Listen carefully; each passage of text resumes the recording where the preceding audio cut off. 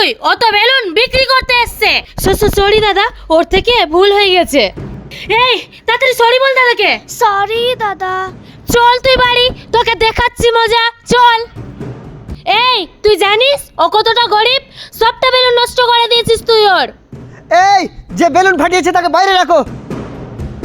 কিন্তু দাদা ছেড়ে দাও না ওকে, ও তো এখন ছোট আছে। না, কোনো মতে মানা যাবে না, ওকে আমাদের সামনে নিয়ে আসো। হ্যাঁ ঠিক বলছে। এই মেয়ে তুমি এদিকে আসো। কিন্তু দাদা ছেড়ে দাও না আমাকে, আমি তো এখন অনেক ছোট আছি। কি করে ছাড়বো? তুমি আমার সবটা বেলুন ফুটিয়ে দিয়েছো, আর এমনিতেও সারাদিনে একটাও বেলুন বিক্রি হয়নি। তো নাও, আমি আর রেখে কি করবো? আমি ভাবছি তোমাকে এটা দিয়েই দিই। এই ধরো। আর তুমি কি ভেবেছিলে এই বাস নিয়ে আমি মারতে এসেছিলাম? মোটেও না। এই যে নাও, এই বেলুনটাও নাও, ওই বাসে নিয়ে ঘুরে বেড়াবা। আর এই নাও দাদা, তোমার যা কটা বেলুন নষ্ট করেছে এটার ওটা টাকা। দেখো বোন, কেউ যদি কিছু বিক্রি করতে আসে বিনা বলে আর না কিনে নষ্ট করিও না। ঠিক আছে দাদা, এবার থেকে মনে থাকবে। তো ভিডিওটা বেশি বেশি করে শেয়ার করো।